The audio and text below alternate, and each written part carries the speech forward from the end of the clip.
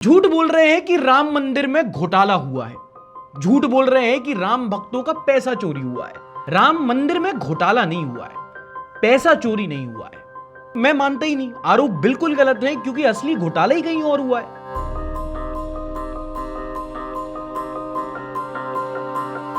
राम मंदिर के बाद अब बद्रीनाथ धाम में भी चंदा चोरी का आरोप लगा है। पहले सबरीमाला, फिर तिरुपति, राम मंदिर, बद्रीनाथ। न्यूज इज कि हिंदुओं के मंदिर में पैसे का घोटाला हो रहा है। Like what is this, Congressification of BJP politics. पहले पता चला कि राम मंदिर में चंदा चोरी हुई है। एसआईटी की जांच बैठी जिन्होंने अपनी रिपोर्ट दायर की, जिसके बाद ट्रस्ट के 8 लोगों को अरेस्ट किया गया। इस पूरे घोटाले का मास्टरमाइंड बताया जा रहा है टिन्नू AKA राम शंकर यादव। हाँ, जिसने घोटाला किया उसका नाम में भी राम है, प्रभु की कृपा। अब आप थोड़ा गूगल करो, पता लग जाएगा। चंपत राय RSS VHP का आदमी है और टिन्नू ड्राइवर बली का बकरा।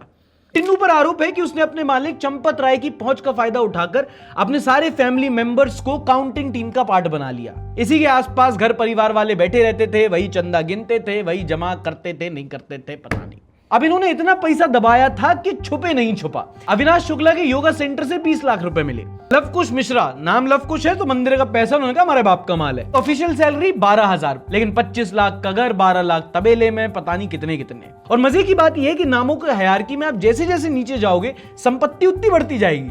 हजारों डॉलर, लाखों रुपए, करोड़ों की जमीन, किलो किलो सोना। बाकी स्कैमों में इतना भरा नहीं होता जितना इनका लीक कर गया है। चंपत राय जी का कहना है कि जी मैं तो बेकसूर हूं, मेरे ड्राइवर ने मुझे धोखा दिया है। चंपत राय जी सलमान खान से इंस्पिरेशन ले रहे हैं। What a secular man.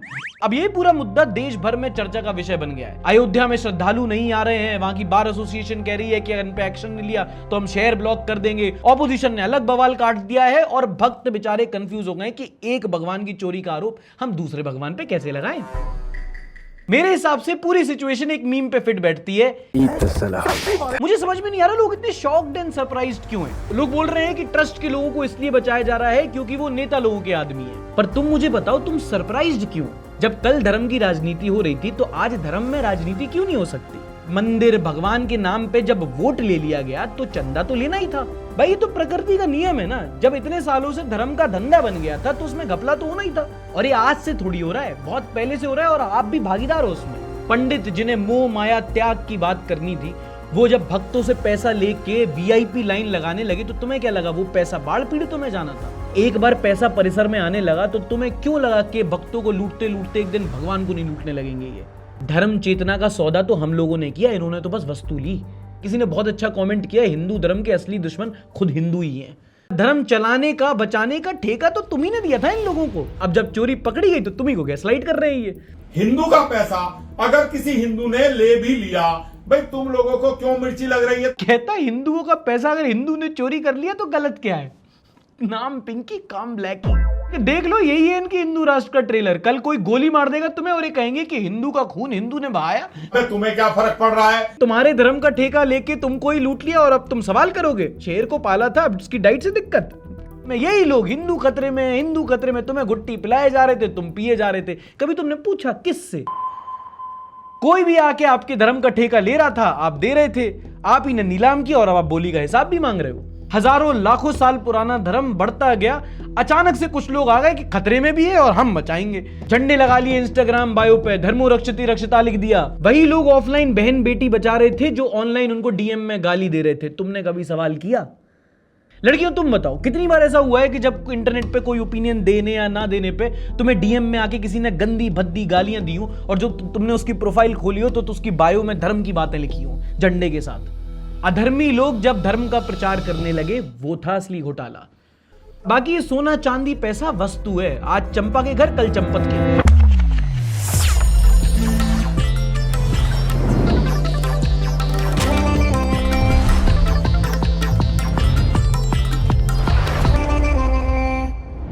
नमस्कार, आदाब, दिस इज सार्थक and you're watching the Sunday show. जब इस जैसे लोगों ने हमारे धर्म का ठेका लिया और हमने लेने दिया, वो था असली घोटाला। जानते हो वैसे धर्म का रखवाला बना घूमता है आजकल। ID डीएक्टिवेट कर लिया क्योंकि पुलिस पीछे पड़ गई थी। क्यों? क्योंकि एक बच्ची को थ्रेट दिया था इसने ऑनलाइन खुले में। जय श्री राम, जय गौ माता। ये जो नीसू अपने आप को नाबालिग बता रही है, हर एक मीडिया पे जाकर के, मंच पे जाकर के मेरे पापा को 7 टका लगा, बहन की लोड़ी साला शकल भोड़ी सी लग रही है, इसको नाम फेम का इतना जुनून चढ़ा है। मेरे को एक दिन पहले छेड़छाड़ किया था, पहले झांट किया था मेरा। भगवान का नाम और गाली एक साथ, एक के बाद एक, ये है असली घोटाला। क्या बोल रही है, हमें ऐसा देश चाहिए जहाँ युवा फ्यूचर बना सके। तुम क्या घुस में घूम घूम के इतना मोटा जो ले रही है, हमारे हिंदू भाई को भी कभी मौका दो। उसके पास भी है, हम लोग के पास भी है। तुम अभी तक नांड का ही ली है, हम लोग का जिस दिन लेना स्टार्ट कर दी ना, बर्दाश्त भी नहीं कर पाएगी। श्री राम। एक तो साला ना 50 रुपए का चश्मा पहन के हर कोई ऋतिक रोशन समझता अपने आप को ही। अपने आप को हिंदू धर्म का रखवाला, हिंदू बताते हुए एक लड़की को ऑनलाइन रेप थ्रेट देना, यह है असली घोटाला। लड़की सॉरी अगर आपको थोड़ा ट्रॉमाटिकल हो जाए यहाँ पे, बट बताना जरूरी है। अगर आप एक लड़के हो ना, तो जब एक लड़की के बारे में कोई ऐसी बातें ऑनलाइन करता है ना, मैं समझा पाऊंगा ना आप समझ पाओगे। जब आपकी अस्मत का कोई वस्तुतिकरण करता है, सेक्सुअल ऑब्जेक्टिफिकेशन, हम सब ऐसा करेंगे वैसा करेंगे, when your safety is threatened, your sexuality is gamified, कैसा लगता है। एक लड़की को पता होता है कैसा लगता है, और यहाँ तो एक बच्ची के लिए कहा गया। वो कहाँ है वो हिंदू परिषद, वो रक्षा दल और फलाने ढिमकाने। हिंदू शेर बने घूमते हो ना तुम लोग, दोस्तों के साथ बैठे हो, एक निहत्ते मुसलमानों को तो झुंड में पीट देते हो। अगर असली हिंदू शेर हो तो उसके पुट्ठे लाल क्यों नहीं किया अभी तक। ये और इस जैसे अपने आप को राम भक्त कहने लगे हैं, ये है असली घोटाला। और इसकी गलती नहीं है, अगर तुम हिंदू हो तो तुमने ही अपने धर्म के साथ ऐसा किया है। जो मंदिर के बाहर चप्पल चुराते थे उनको अंदर का ठेका दे दिया तुमने। जो साले रावण का गू नहीं है वो राम का प्रचार करने लगे, वो है असली घोटाला। And I can't believe the atheist in me is saying this, but Hindu जागो, राम का चंदा नहीं, राम का चरित्र चोरी हो चुका है। अच्छा, इस हफ्ते इंटरनेट का ये प्रपोजल बहुत वायरल हुआ। ये है यूएस की एम्पायर स्टेट बिल्डिंग, 102 माले की एक बिल्डिंग है, जिसमें ये दो रशियन कपल जो स्काई वॉकर हैं, जैसे वो एलेक्स होनाल्ड था ना, जो वो प्रोफेशनल रॉक क्लाइंबर था, उसने नेटफ्लिक्स पे लाइव बिल्डिंग चढ़ी थी, वैसे ही कुछ। ये लोग रात को घुस गए बिल्डिंग में चुपचाप सिक्योरिटी से छुप करके, और दिन को ये एम्पायर स्टेट बिल्डिंग के ऊपर चढ़ गए और ऊपर चढ़ के प्रपोजल किया और झंडा लहरा दिया अपने प्यार का, metaphorically and literally. If it's a proposal, it's an elaborate one, and I hope she said yes. इन्होंने तो love is in the air को काफी सीरियसली ले लिया, और जगह जगह इनकी फिर तारीफ हो रही है। लड़कियां कह रही हैं now this is the new proposal, this is the bare minimum. मोहतरमा 102 माले की बिल्डिंग है, तुम्हें 15 पे हाफी आती है। और फिर इतनी ऊंची बिल्डिंग, डर भी तो लगता है। पहले तो शक्तिमान आगे बचा लेता था, अब तो वो भी लेटेंट में बिजी है। कुत्ते की दुम टेढ़ी की टेढ़ी रहती है। No one appreciated it when people in Bihar did the same for love. Now when a foreigner has done the same, it has become a trend. और क्या भाई, हमारा बिहारी भाई कल चढ़ के प्रपोज कर दे टावर पे, पर वहां चोरी हो जाते हैं। किसी ने देखो ये बनाया बीजेपी के झंडा मोदी जी ने। वाह क्या सीन है। ठीक है यार, ये सब तो बना सकते हो, इस बिल्डिंग पे तो बुलडोजर भी नहीं चला पाएंगे ना। She baby let's recreate this. He baby तुम धक्का दे दी तो। अगर आप एक स्मॉल बिजनेस ओनर हैं, दुकान पे गल्ले पे बैठते हैं, तो बिक्री से ज्यादा झंझट कभी कभी दुकान चलाने में होती है। सामने कस्टमर पूछ रहा है भैया कलर तो अच्छा है पर वैरायटी दूसरी मिल जाएगी। पप्पू देख रहे हैं गोडाउन में वैरायटी और है, पप्पू गोडाउन में देख रहा है जब तक कस्टमर खड़ा होकर गुस्सा हो रहा है। इन्वेंट्री का आता पता नहीं है, समझ में नहीं आता स्टाफ को मैनेज करें या बिल बनाएं। मान लो आपने काउंटर पे किसी लड़के को बिठा रखा है, उसने बिलिंग में कोई गलती कर दी, फिर आप पूरी ऑर्डर हिस्ट्री चेक कर रहे हो, एक गलती पकड़ने के चक्कर में 2 गलती और आ गई। ऊपर से स्टाफ मैनेजमेंट, कौन सा इंप्लॉय आया है, किसने कितना काम किया, किसने नहीं किया, कौन छुट्टी पे है, मुश्किल हो जाता है। दिन भर दुकान संभालने के बाद जब शाम को गल्ले में बैठे तो वहां कैश फ्लो ऊपर नीचे। और भगवान की कृपा से अगर आपकी एक से ज्यादा 2-3 दुकानें हैं, फ्रेंचाइजी है, तो इन्वेंट्री किसमें है किसमें नहीं है, कहीं इन्वेंट्री है ग्राहक नहीं आ रहे, जहां ग्राहक आ गए वहां इन्वेंट्री नहीं है। दुकान चलाने से ज्यादा दुकान संभालना मुश्किल हो जाता है। ये छोटी छोटी बातें एक बड़ी प्रॉब्लम बनाती हैं, और इन बड़ी प्रॉब्लम का एक छोटा सा सोल्यूशन है उडू पॉइंट ऑफ सेल्स। ये कोई डब्बा वाली मशीन नहीं है जिसमें बच्चन साहब बोलेंगे 50 रुपए प्राप्त हुए। ये आपके बिजनेस का एक तरह से एक डिजिटल मैनेजर है, जो ऑनलाइन और ऑफलाइन दोनों तरीके से आपकी मदद करता है। उडू पीओएस से पूरा धंधा आपकी फिंगर टिप्स पर आ जाता है। First everything you get in one dashboard. आप अपनी पूरी ऑर्डर हिस्ट्री को कस्टमर, डेट या प्रोडक्ट के हिसाब से फिल्टर कर सकते हो, एंड फिर आप मल्टीपल कैशियर अकाउंट्स को सिक्योर पिन कोड या बैजेस से मैनेज कर सकते हो। किसने कितने घंटे काम किया, किसकी क्या शिफ्ट है, कौन छुट्टी पे है, सब पता होता है। कभी कस्टमर आता है माल होता नहीं है, कभी एक साथ बहुत सारा बिक जाता है, आपको इन्वेंट्री अपडेट करने का टाइम नहीं मिलता। इसलिए उडू पीओएस पे रियल टाइम इन्वेंट्री मैनेजमेंट होता है। जैसे ही प्रोडक्ट बिका आपकी इन्वेंट्री में अपडेट हो गया, और आपको एक ही जगह पे डेली सेल्स और कैश फ्लो का पूरा हिसाब मिल जाएगा। अगर आपकी मल्टीपल फ्रेंचाइजीज हैं तो आपका पूरा स्टॉक आप एक ही जगह से मैनेज कर सकते हो। और सिर्फ सेल्स नहीं, कस्टमर एक्सपीरियंस भी बेटर हो जाता है। फॉर एग्जांपल, आपका एक रेस्टोरेंट है, कई बार कस्टमर ऑर्डर प्लेस करने का 50 बार तो यही पूछता है कितनी देर में आएगा, कितनी देर। हाँ ठीक है, सिरके वैली पे आ जाएगी, ऑर्डर कितनी देर में आएगा। उडू पीओएस पर टैबलेट पे आपको एक प्रिपरेशन डिस्प्ले दिखेगा कि भैया 5 मिनट में आ रहा है, जब तक प्याज खाओ, एक्स्ट्रा चटनी टेबल पे है। अगर काउंटर पे भीड़ ज्यादा है, बिलिंग लेट हो रही है, तो सेल्फ सर्विस क्यूआर से कस्टमर अपना ऑर्डर खुद ही प्लेस कर सकता है। मतलब आपको सिर्फ अपनी बिजनेस की ग्रोथ पर फोकस करना है, ऑपरेशंस की सारी हेडेक उडू पॉइंट ऑफ सेल संभाल लेगा। उडू की अच्छी बात यह है कि सिर्फ एक ऐप नहीं, पूरा इकोसिस्टम है। जैसे जैसे आपका बिजनेस ग्रो करता है, आप बाकी ऐप की मदद से अपने ऑपरेशंस को और स्मूथ बना सकते हो। और उडू का पहला ऐप लाइफ टाइम फ्री होता है, होस्टिंग और कस्टमर सपोर्ट के साथ। तो अगर आप लार्ज या स्मॉल बिजनेस ओनर हो, आसान भाषा में कहें दुकान भी चलाते हो, तो उडू पीओएस के साथ आप अपने बिजनेस को आसान बना सकते हो।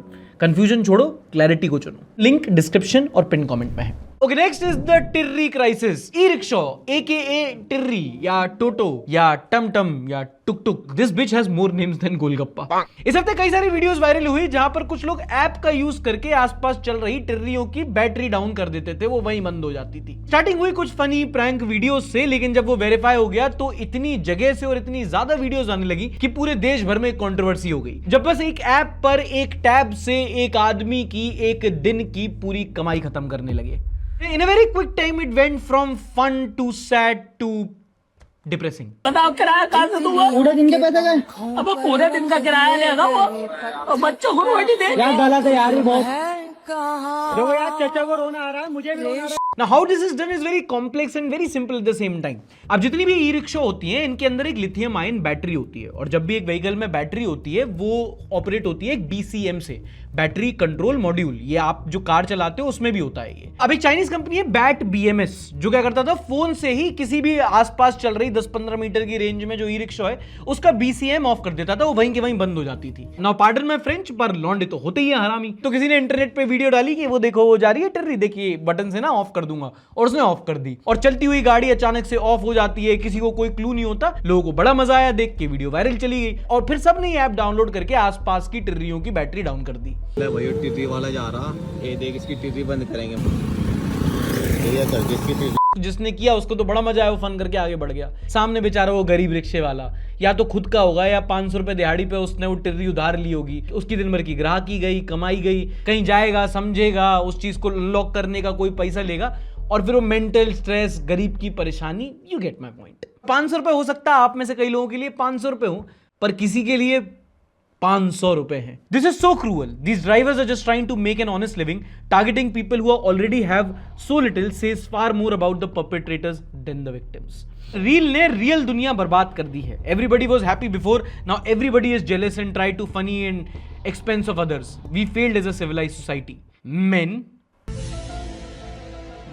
ठीक है, मेन। अब जितनी कमेंट सेक्शन में मोरालिटी की बात हो रही है, इससे ज्यादा मैं नहीं कर सकता, क्योंकि आप कितना किसी को समझा दो गरीब को परेशान मत करो, ये नहीं अच्छी बात नहीं है, आदमी को उसमें फन दिखेगा ना तो करेगा। बड़ी ऑनेस्टली बताऊं, क्योंकि हमारे देश में ना वॉयरिज्म बहुत होता है, दूसरे के यहाँ कलेश देख के अपना सुख लेना, पड़ोस की आंटी और बिग बॉस इसीलिए चलता है हमारे देश में। तो इसका इकलौता सोल्यूशन मोरल अपील नहीं बल्कि टेक्निकल बैन था जो सरकार ने कर दिया। बट फिर भी कितने परेशान हुए होंगे। मतलब तुम्हारे लिए हमारे लिए ना कोई ऐप में ग्लिच है, अपन पढ़े लिखे, अपन देखते हैं, यहाँ पे गूगल करते हैं, चैट जीपीटी करते हैं, समझ के सॉल्व कर लेते हैं। लेकिन इतना अगर किसी को आता तो बेचारा टिर्री थोड़ी चला रहा होता। सोचो कोई चला रहा है, 500 की दिहाड़ी है, दिन की बंद हो गया अचानक से, उसको समझ में नहीं आ रहा क्या हुआ, उसको पॉइंट लगेगा गाड़ी खराब हो गई। तो जो इंसान ना महीने के 10,000 कमाता है, उसको सामने 15,000 का खर्चा खड़ा मिलता है, तो उसके दिमाग पे क्या बीतती है ना, वो परेशानी नहीं है, वो बेबसी होती है जो चचा की आंखों में झलकी। चलो अब इलेक्ट्रिक व्हीकल्स की बात हो ही रही है, तो दिल्ली की नई इलेक्ट्रिक व्हीकल पॉलिसी की बात कर लेते हैं। जब से सीएम पद संभाला है, लोगों ने रेखा गुप्ता को बहुत ट्रोल किया है, and most of the times rightly so. और AQI एक ऐसा आपका टेम्परेचर है। पर जब दिल्ली के पोल्यूशन की बात आती है तो एग्जीक्यूशन बाद में देखेंगे, पर शायद उनका इंटेंट सही लग रहा है। दिल्ली में व्हीकुलर पोल्यूशन को कंट्रोल करने के लिए दिल्ली सरकार नई EV पॉलिसी लाई है with the following rules and regulations. 1 जनवरी 2027 यानी कि अगले साल जनवरी से दिल्ली के अंदर जितनी भी ई रिक्शा होंगे, कमर्शियल 3 व्हीलर्स होंगे, वो सिर्फ इलेक्ट्रिक ही खरीदे और रजिस्टर किए जाएंगे। और अगले साल 2028 अप्रैल से जो 2 व्हीलर है वो भी सिर्फ इलेक्ट्रिक ही बेचे और खरीदे जाएंगे। और फायदा काफी सिग्निफिकेंट है। अगर आप एक इलेक्ट्रिक बाइक लोगे तो 30,000 का फायदा, अगर आप एक इलेक्ट्रिक 3 व्हीलर लोगे तो 50,000 तक की रिबेट, और अगर आप एक कार लेते हो इलेक्ट्रिक तो रोड टैक्स, रजिस्ट्रेशन टैक्स हटा दो तो अगर 10-15 लाख की भी कार है तो भी आपको लाखों में फायदा है। मतलब बेसिकली कोशिश ये की जा रही है कि सड़कों पर इलेक्ट्रिक गाड़ियों की तादाद ज्यादा हो, पेट्रोल और आइस इंजन की कम। कस्टमर को ईवी लेने के 2 फायदे होंगे, पहला तो थोड़ा सा टैक्स रिबेट मिलेगा और दूसरा बिजली 100% बिजली ही है, E100। क्योंकि दिल्ली सरकार कहती है कि जो व्हीकुलर पोल्यूशन है उसका लगभग आधा 2 व्हीलर और 3 व्हीलर से आता है, तो अगर हम इनको रिप्लेस कर देंगे तो पोल्यूशन सिग्निफिकेंटली कम हो जाएगा। अब देखो, टैक्स रिबेट देके policy banana is comparatively easier, the difficult part is the charging infrastructure. जो ऑलरेडी ईवी गाड़ी खरीद के चला रहे हैं उन्हें पता होगा सबसे दिक्कत वाली बात होती है जब आपकी गाड़ी है वो कम चार्ज होती है और आसपास में चार्जिंग स्टेशन नहीं मिलता, मिल जाता है तो वहां लाइन लंबी लगी रहती है, तो फिर लगता है कि यार इससे अच्छा तो पेट्रोल ही भरवा के निकल लेते हैं। तो इसके लिए भी दिल्ली सरकार बोल रही है कि जो चार्जिंग स्टेशन है वो भी 10,000 से बढ़ाकर 32,000 कर दिए जाएंगे। अच्छा, ये हो गए व्हीकुलर पोल्यूशन, स्मोक। फिर एक और प्रॉब्लम होती है डस्ट की, कंस्ट्रक्शन से जो होता है। तो अभी तक सरकारों की प्रॉब्लम ये रही थी कि यार गर्मियों के टाइम पे जब तक आसान था तब तक हल्के रहने दिया, जब सर्दियों में पॉल्यूशन बढ़ जाता था तो बढ़ जाते थे। तो अभी से उन्होंने कह दिया है कि जब सर्दी आएगी तब जो कमर्शियल और कंस्ट्रक्शन वर्क होगा वो बैन होगा, कंपनीज को 50% वर्क फ्रॉम होम देना होगा।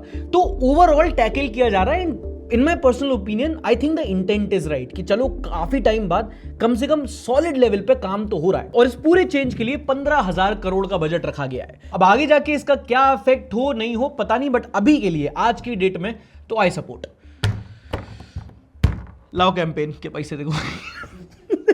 कुछ तरीका है भीख मांगने का? चलो अपनी बर्नी हाट वाली स्टोरी पे भी कुछ अपडेट्स आई हैं, उनको भी डिस्कस कर लेते हैं। Now if you have not followed, हम लोगों ने डॉक्यूमेंट्रीज चैनल पे बर्नी हाट पे एक ग्राउंड रिपोर्ट पब्लिश की थी। उस स्टोरी को काफी ज्यादा ट्रैक्शन मिला, मेन स्ट्रीम में उसको बहुत ज्यादा डिस्कस किया गया and a lot of things followed. Meghalaya के हेल्थ मिनिस्टर ने उस पर स्टेटमेंट दिया, मेघालय के चीफ मिनिस्टर ने प्रेस कॉन्फ्रेंस की, हमारे देश के पेट्रोलियम मिनिस्टर ने उस पर स्टेटमेंट दिया।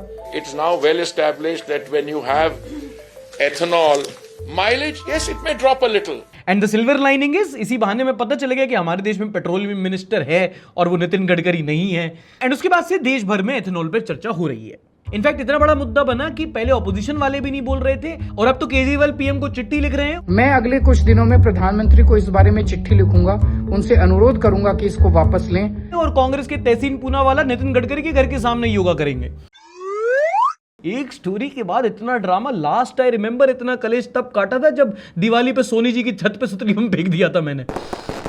बट दोस्तों, टू बी वेरी ऑनेस्ट, मुझे लगता है कि थोड़ा सा ना मुद्दा कहीं और पहुंच गया। वहां पे एथेनॉल के अलावा सीमेंट की, अल्कोहल की बथेरी फैक्ट्री थी, पर सारा फोकस वो इथेनॉल की फैक्ट्री पे चला गया एंड उसके नफा नुकसान दोनों थे। फायदा ये था कि वो बड़ा मुद्दा बन गया और घाटा ये कि फिर उस मुद्दे को दबाना आसान भी हो गया। अगले ही दिन MSPCB, Meghalaya state pollution control board ने उस फैक्ट्री का एक सरप्राइज इंस्पेक्शन किया और क्लीन चिट भी दे दी, कह दी सब ठीक है। ठीक है, ठीक कहा है, ठीक कहा है। स्टोरी एक पूरे कस्बे के पोल्यूशन की थी, आपने एक दिन में एक फैक्ट्री का इंस्पेक्शन करके उसे क्लीन चिट भी दे दी। आई एम सरप्राइज्ड, इतनी जल्दी डिलीवरी तो ब्लिंकिट ज़ेप्टो नहीं करते। और फिर स्टेटमेंट आ रहे हैं वो तो स्टीम है, स्मोक नहीं है, हमने क्लीन चिट दे दी। भैया एक फैक्ट्री थी बस वो। हम कह रहे हैं पूरी बॉडी बसा रही है, आप सिर्फ बगलों पे परफ्यूम मार के SRK पोस्ट दे रहे हो।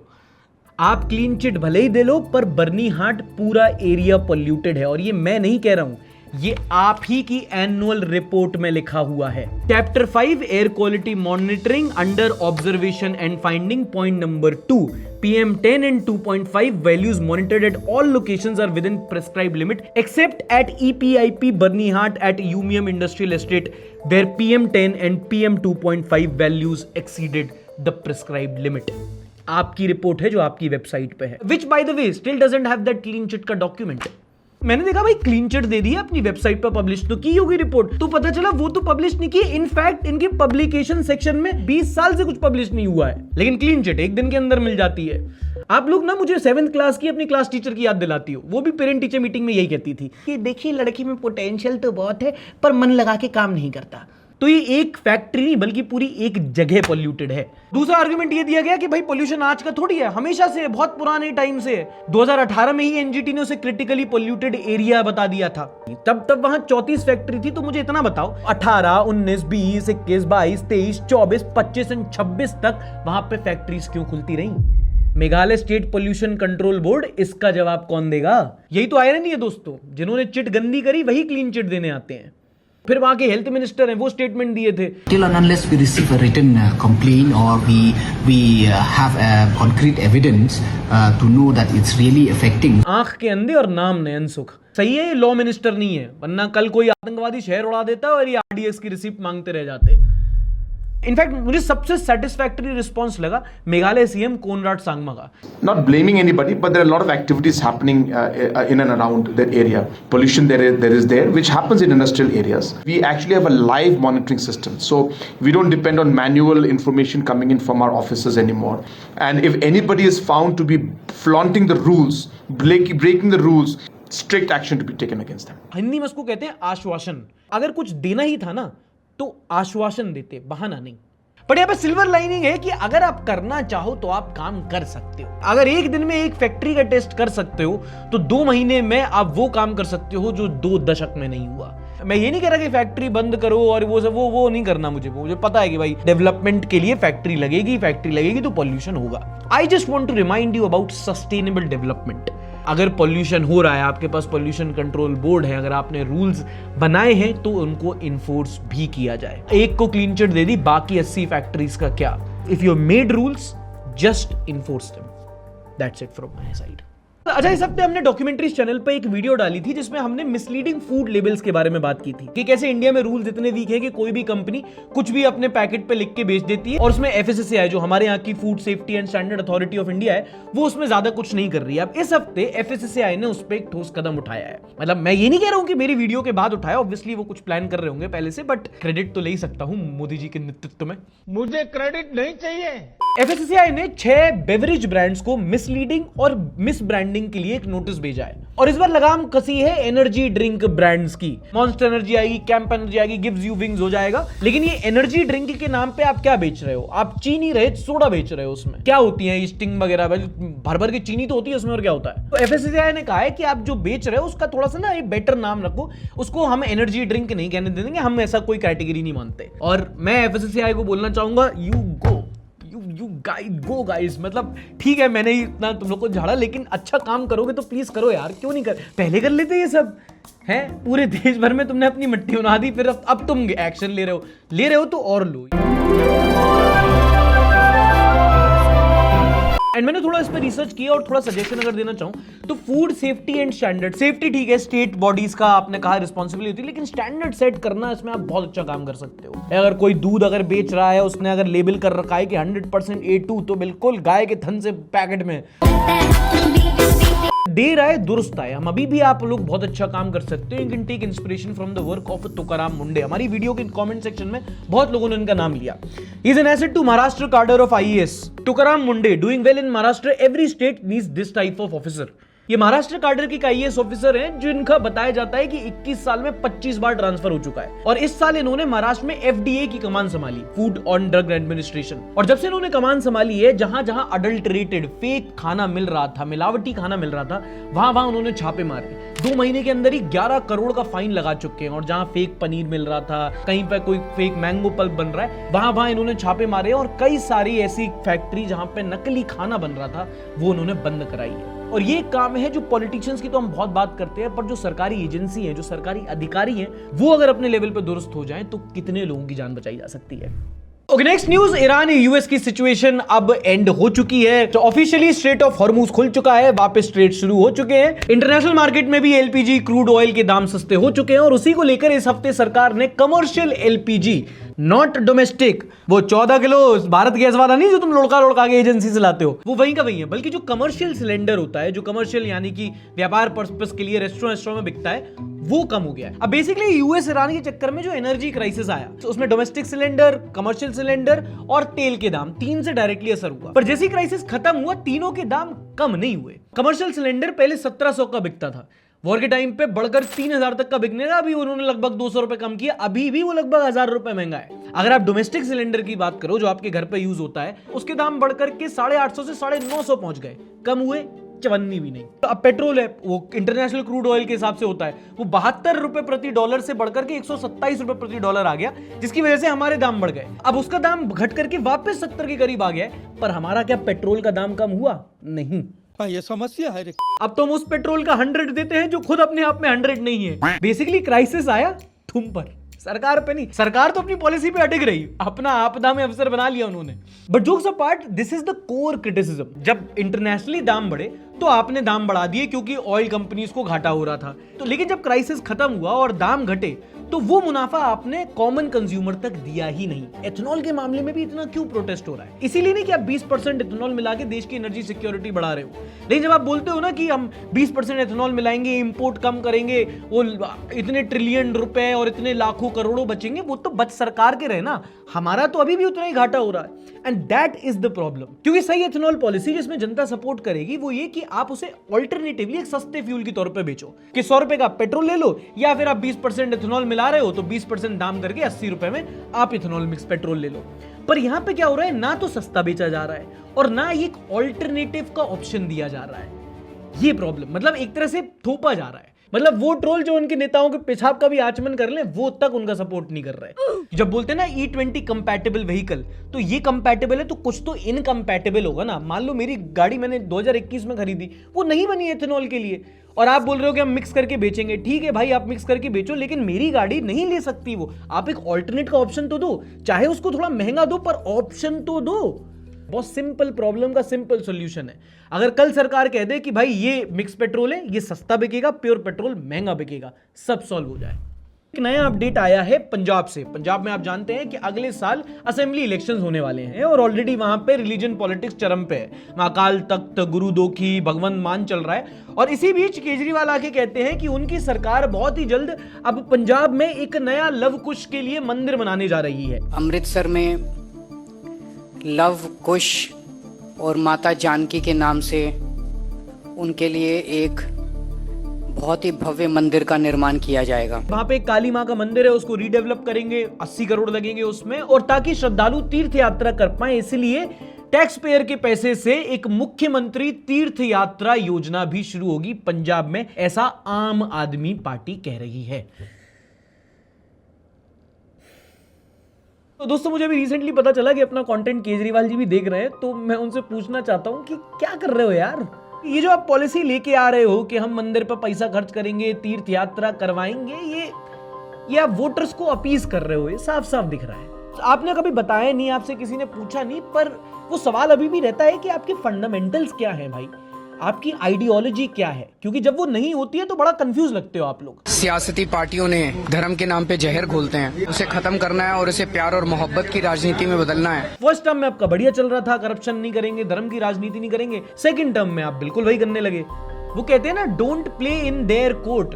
आप बीजेपी के गेम में बीजेपी को नहीं हरा पाओगे। कैसी बहकी सी बातें करते हो आप लोग कभी कभी कि हम नोटों पे भगवानों की फोटो लगाएंगे, भारतीय करेंसी के ऊपर लक्ष्मी जी की और गणेश जी की तस्वीर लगाई जाए, पुजारियों को हम सैलरी देंगे, हम भव्य मंदिर बनाएंगे। डिसाइड कर लो, धर्म की राजनीति रोकनी है या करनी है, क्योंकि वो आप बीजेपी से बेटर नहीं कर पाओगे। आप सस्ती बीजेपी बन के रह जाओगे और आदमी के पास वोट एक ही है, वो आप कितने भी अच्छे हो, सस्ते होगे तो ओरिजिनल पे ही वोट करेगा। इन लोग का समझ में नहीं आता है, बीजेपी के खिलाफ जाते हो, बीजेपी बन जाते हैं। ऐसी वो सीजेपी वाला है, वो अभी रिसेंटली करने लगा कि हम दिल्ली पुलिस ने छत्रपति शिवाजी महाराज और भगत सिंह की किताब कैसे फेंकी, माफी मांगो। अजय शर्मा को माफी मांगनी चाहिए पूरे मराठी लोगों के साथ, पूरे देश के लोगों के सामने। तो वहां पे एजुकेशन के लिए बैठे हुए, राष्ट्रवाद के लिए। बीजेपी का गेम बजाने आते हैं, बीजेपी का ही गेम खेलने लगते हैं। मुझे क्रेडिट नहीं चाहिए। एंड आई थिंक आम आदमी पार्टी ऑफ 2012 एंड आम आदमी party of 2026 is so different कि अगर एक रूम में बैठ जाए तो दोनों एक दूसरे को ऑपोजिशन मान लेंगे।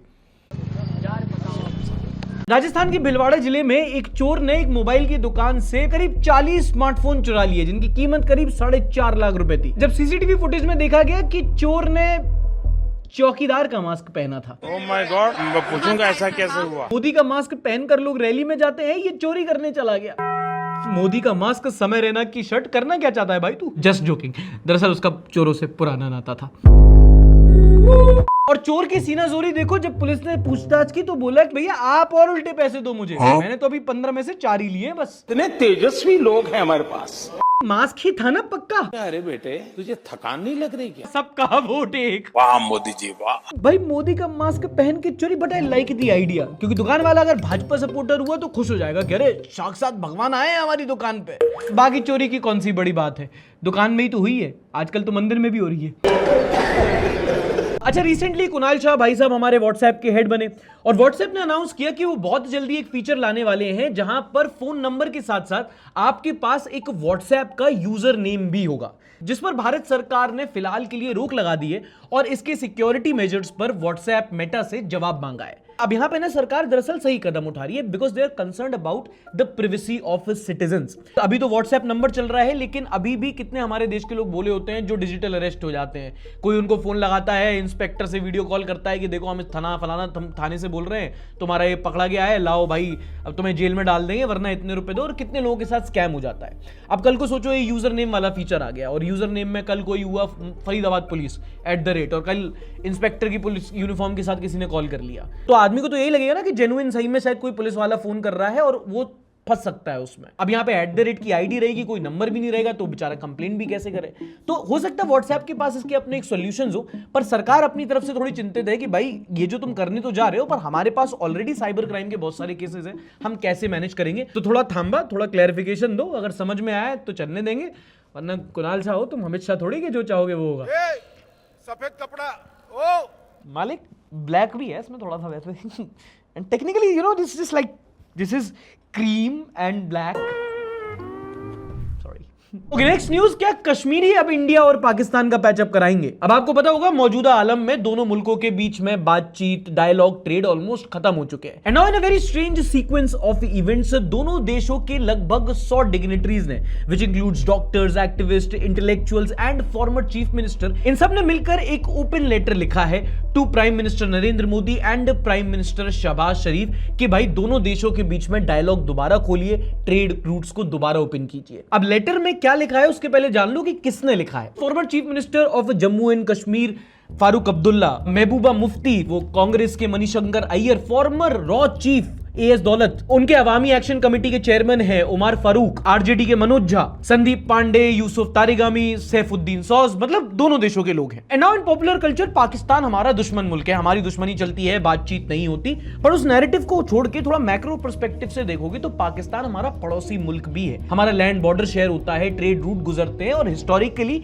काफी इंपॉर्टेंट स्ट्रेटेजिक लोकेशन रहा है, इफ नॉट पार्टनर। आजकल ये बातें बहुत संभल के बोलनी पड़ती हैं क्योंकि लोग समझने की जगह सीधा देशद्रोही बोलने लगते हैं, क्योंकि पाकिस्तान हमारा पड़ोसी है, इट्स आवर इमीडिएट नेबर। उसके पहले भी हमारा पाकिस्तान से बहुत ट्रेड होता था, लेकिन 2019 के बाद और खासकर अभी हाल ही में ऑपरेशन सिंदूर के बाद दोनों देशों के बीच में ट्रेड एकदम से खत्म हो गया है। इससे वहां के और हमारे यहाँ के जो व्यापारी हैं वो भी परेशान होते हैं। फॉर एग्जाम्पल, हमारे यहाँ रबर, टायर प्रोडक्ट्स, चीनी, कपास, मेडिकल इक्विपमेंट्स, ये हम पाकिस्तान को एक्सपोर्ट करते थे।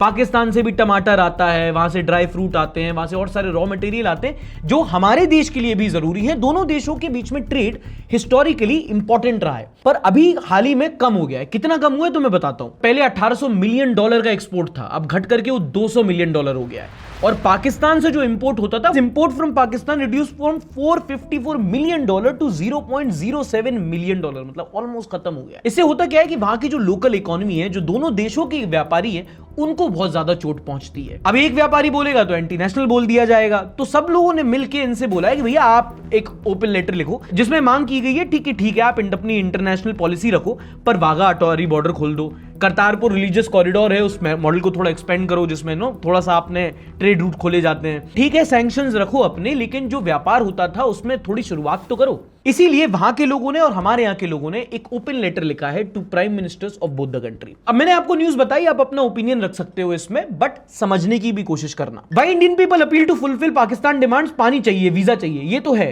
एक्चुअली इंडस वाटर ट्रीटी में जो पानी रोकने का एक मूव है, उसको लेकर बहुत काउंटर चल रहा है। पाकिस्तान एक पूरा नैरेटिव बना रहा है, उन्होंने साड़ी रिक्लेम कर ली है, बहुत सेक्युलर दिखने लगे हैं, वो मंदिरों को रिवाइव किया जा रहा है, पुरानी हेरिटेज को क्लेम किया जा रहा है, ताकि इंटरनेशनल फोरम्स में पाकिस्तान बता पाए कि भाई इंडस वाटर ट्रीटी का तो हम भी पार्ट हैं, क्योंकि इंडस वैली सिविलाइजेशन का पार्ट है। डोंट टॉक टू देम, भोसड़ी के विलास for loan. I can't disagree to that, you know. Ishan _100 बोलते हैं, take all Indian signatories into judicial custody and transfer the case to NIA। एक तो इतने डफर लोग, मतलब क्या आर्ग्यू करोगे आप इस कमेंट से? नेशनलिज्म की घुट्टी इनको इतनी पिला दी गई है ना कि कोई सेंसिबल बात करने की कोशिश भी लगे सीधा उसको एंटी नेशनल। अबे उसमें एक फॉर्मर रॉ चीफ है, 2 फॉर्मर चीफ मिनिस्टर हैं उसमें, कम से कम थोड़ा तो दिमाग लगा। शक्ल अच्छी नहीं है, बातें तो अच्छी कर। अगली खबर है राजस्थान के सिरोही जिले से, जहां पर एक गांव पंचायत ने लगभग 43 परिवारों का बहिष्कार, उनको बॉयकॉट कर दिया क्योंकि एक परिवार ने अपने मृत्यु भोज में सादा खाना रखा था, वहां पे घी के मालपुए नहीं बनवाए थे। तो बाकी परिवारों ने आके बोला कि अरे उनको सादा खाना खिलाना था, घी के मालपुए क्या जरूरत? पंचायत ने कहा तुम सब गलत हो, घी इंपॉर्टेंट है। सरपंच कौन था भाई? सौरभ द्विवेदी। घी खाया करो अशोक। रिपोर्ट के मुताबिक फैमिलीज ने इसका विरोध किया क्योंकि गांव से उनका राशन खरीदना, कुएं से पानी निकालना, सब पर पंचायत ने बैन लगा दिया। अगर बैन का उल्लंघन किया गया तो 11,000 रुपए फाइन और फिर से पूरे गांव को भोज, जिसमें घी का मालपुआ। और अगर तुम बोलोगे ये भी कोई बात हुई, तो भैया इन सब चीजों को मॉनिटर किया जाना चाहिए, वरना बिहार में तो एक श्राद्ध में लौंडा नाच हो गया था। आए isn't it weird to serve malpua in funeral? आज से मालपुआ बंद करके झालमुरी दे दो सस्ता। अबे राजस्थान है, बंगाल थोड़ी। विलेजर्स, बुरा लगा आपके पिताजी नहीं रहे, पर उससे ज्यादा बुरा लगा कि घी का मालपुआ नहीं था। तो साला बहुत नीच आदमी रहे। बाद में इन परिवारों ने पुलिस स्टेशन में कंप्लेंट लिखाई, वो कलेक्ट्रेट तक चले गए, वहां पे लोकल लेवल पे बड़ी न्यूज बन गई, न्यूज चैनल वाले गांव में पहुंच गए, पंचायत का इंटरव्यू हुआ और पंचायत ने बोला कि नहीं ये सारी अफवाहें हैं, हमको बदनाम करने की साजिश हो रही है। हमारे गांव के द्वारा या पंचों के द्वारा कोई बहिष्कार नहीं किया गया। हाँ। ये झूठा हमारे ऊपर इन्होंने आरोप लगाया है। नितिन गडकरी, आप यहाँ क्या कर रहे हो? मालपुए में एथेनॉल भी मिलाया था क्या? And I kind of agree with the panchayat, क्योंकि ये जो मृत्यु भोज श्राद्ध तेरे ये थोड़े मतलब शौक वाले दिन होते हैं। ऐसे में घी के मालपुए, बिरयानी, रसगुल्ला ये सब शोभा नहीं देता। बियर पिलाओ। अच्छा, ओवरऑल अगर आप देखो तो देश में हर सेक्टर के लगे हुए हैं। वहां सीजेपी वाले एजुकेशन मिनिस्टर के पीछे पड़े हैं, बाकी जनता रोड एंड ट्रांसपोर्ट मिनिस्टर के पीछे पड़ी हुई है, road and transport minister petroleum minister के पीछे पड़े हुए हैं। अब पेट्रोल के अल्टरनेटिव के रूप में इथेनॉल को 100% यूज करने के बारे में हमने निर्णय किया है। अब देखो, या तो पेट्रोल से या खड्डे में गिरकर गाड़ी तो हमारी खराब होनी है। आइडियली गडकरी जी को खड्डे का हिसाब देना था। बात तो सही है। लेकिन अब हेल्थ मिनिस्ट्री में भी एक स्कैम सामने आया है। चलो बताओ, इंडिया का हेल्थ मिनिस्टर कौन है? चिंता मत करो, देश के इस टाइम हालात ही ऐसे हैं। तुम्हें छोड़ो, खुद हेल्थ मिनिस्टर को नहीं पता होगा कि मैं हेल्थ मिनिस्टर हूं। दिल्ली में एंटी करप्शन ब्रांच ने 2 सरकारी अधिकारियों को 600 से 700 करोड़ के एक स्कैम में पकड़ा है। 2 अधिकारी 600 करोड़, 600 नहीं, उसके आगे 7 जीरो। खैर, ये स्कैम हुआ है दिल्ली के अस्पतालों में मेडिकल और सर्जिकल इक्विपमेंट की प्रोक्योरमेंट को। मतलब जब सरकारी अस्पताल में आप जाते हो तो दवाई, सिरिंजेस, मशीनें, उसका प्रोक्योरमेंट होता है जो सरकार उसका खर्चा देती है। कुछ बाबू होते हैं जो उसके बिल पास करते हैं। अब क्लासिक करप्शन का तरीका ये होता है कि 100 रुपए का अगर माल है तो 300 रुपए का बिल फड़वाओ। यहां भी यही हुआ, बस दुखी वाली बात है ये हुआ अस्पतालों में। अब हाल ही में दिल्ली डायरेक्टरेट ऑफ विजिलेंस को कंप्लेन आई कि वहां पे जो प्रोक्योरमेंट हो रहा है वहां पे कुछ धांधली हो रही है। और जब उन्होंने छापा मारा तो उन्हें पता चला कि धांधली भाई कुछ लाखों और कुछ करोड़ों की नहीं, सैकड़ों करोड़ों की हो रही थी। एफआईआर के मुताबिक सीपीए का हेड कुछ सप्लायर्स के साथ मिलकर एक कार्टेल रन कर रहा था पूरा। हमारे पैसे से खरीदी गई चीज जिससे हमारा इलाज होना था, हर चीज की 3-3, 4-4 गुना बिलिंग हुई। और ये इकलौता केस नहीं है, जितने भी स्कैम चल रहे हैं ना मार्केट में, 90% इसी मोडस ऑपरेंडी से चलते हैं। 10 लाख की मशीन है, 30 लाख की बिलिंग कराई। हॉस्पिटल बेडशीट है, हजारों में खरीदनी है, 150 की एक आती है, थोक में लो तो 100 रुपए की, लेकिन इन्होंने 500 का बिल बनाया। 2.5 रुपए की ओआरएस का सैशे 15 रुपए का। और ऐसे धीरे धीरे बहुत टाइम तक करो तो करोड़ों में हिसाब जाता है। एंड पता सैड बात बताऊं तुम्हें, इसका पैसा सब में पड़ता है। अधिकारी भी खा लेता है, लोअर लेवल का बाबू भी खा लेता है, प्रोक्योरमेंट वाला, बिल बनाने वाला, सब आपस में मिल बांट के खाते हैं। And hence comes the word मिल बांट के खाना। और जो सरकार के अंदर है उसको पता होगा कि सरकारी काम में ये बिल्स में घपला करके, मिस अप्रोप्रिएशन करके ये फंड्स लूटना एक कितनी आम बात है। अभी हरियाणा का केस है, वहां पे सीबीआई ने एक आईएएस ऑफिसर को और 2 बैंक अधिकारियों को पकड़ा जिन्होंने 500 करोड़ का स्कैम किया था। एक तो ये 100 करोड़ से नीचे कोई बात ही नहीं करता। अब जितने भी डिपार्टमेंट होते हैं इनके बैंक में अकाउंट होते हैं। अभी बैंक में कितना पैसा जा रहा है ये डिपार्टमेंट के अधिकारी और बैंक के एम्प्लॉइज साथ में अगर मिल जाएं तो कितना पैसा कहां जा रहा है किसी को पता नहीं चलता।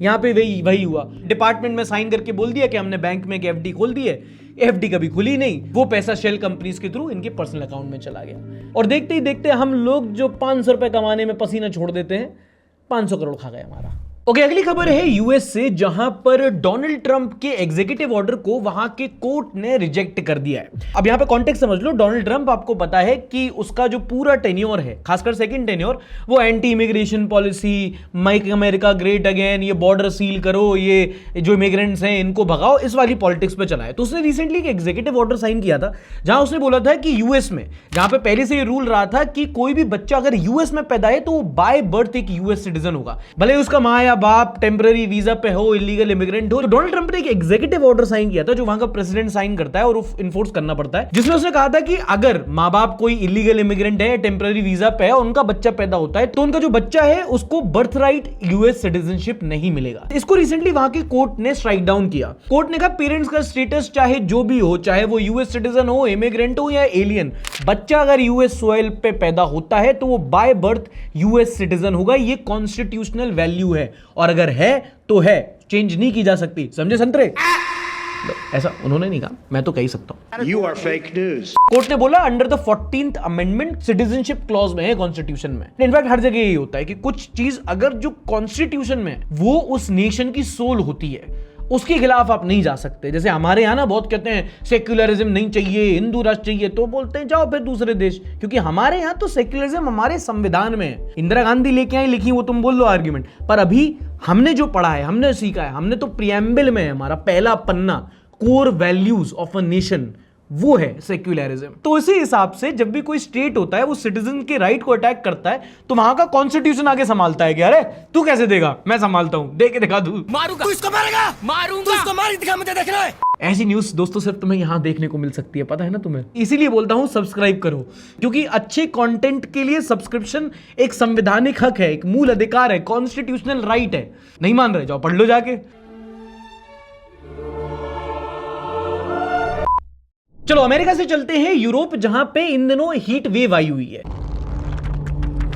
यूरोपियन देश थोड़े नॉर्थ पोल के पास पड़ते हैं, तो वो थोड़ा ज्योग्राफिकली ठंडे माने जाते हैं, but recently with climate change and global warming वहां भी बहुत ज्यादा गर्मी देखी जाने लगी है। जहां पहले 36 डिग्री नहीं पहुंचता था, वहां अब 41, 42, 46 डिग्री का टेम्परेचर हो रहा है। इससे वहां बहुत परेशान हो रहे हैं लोग। वहां गर्मी फैल रही है और उसके बहाने हमारे यहाँ propaganda. And although wicked but you have to praise how smart. मतलब यूरोप की हीट वेव के बहाने यहां पर का करप्शन और पॉल्यूशन जस्टिफाई कर दिया गया। एक ये मोहतरमा है, ये क्लासेस चलाती हैं, पहले तो कोई फेक फोटो दिखा दी कि वहां पे इतनी गर्मी हो रही है कि ट्रैफिक लाइट पिघल गई। तो मैंने तुम लोहे की मेटल की चीज जिसका मेल्टिंग पॉइंट 1000 नहीं तो 500 डिग्री तो होगा कम से कम, वो पिघल गया उनके साथ, वो धूप से पिघल गया। और ये पाठशाला चलाती हैं, सोचो उस पाठशाला का क्या हाल होता होगा जहां मेम साहब भी डफर है। यूरोप में 35-40 डिग्री के इन देशों को तंदूर में तब्दील क्यों होना पड़ गया है? पोल्यूशन। भारत के शहरों में प्रदूषण और ये धूल मिट्टी एक गुबार पैदा कर लेती है, तो सूरज की सीधी धूप थोड़ा सा रुकावट के साथ आती, लेकिन यूरोप में हवा एकदम साफ है, सीधे धरती पर पड़ती है, वो त्वचा को चीर देने वाली।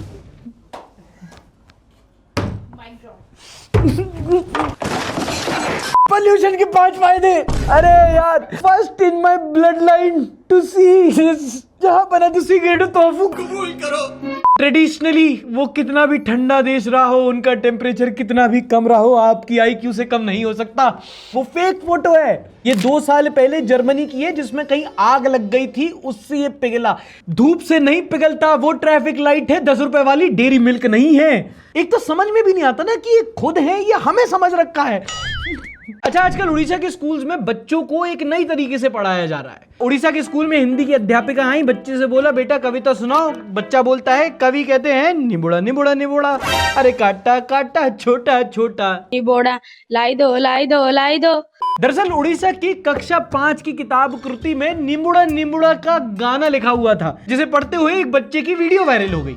लिंबुड़ा लिंबुड़ा लिंबुड़ा, अरे कच्चा कच्चा छोटा छोटा, लिंबुड़ा लाया दो। आप भुवनेश्वर आ रहे हैं, एग्जाम क्वेश्चन, केमटी निबुड़ा लाई दो, आंसर कच्चा कच्चा छोटा छोटा। Future best singer, still better than Dhinchak Pooja. दिलों का शूटर है मेरा स्कूटर। लोग कमेंट सेक्शन में बोल रहे हैं कि वो सब तो ठीक है, बट चिकनी चमेली और कच्चा बादाम क्यों नहीं है लिरिक्स में।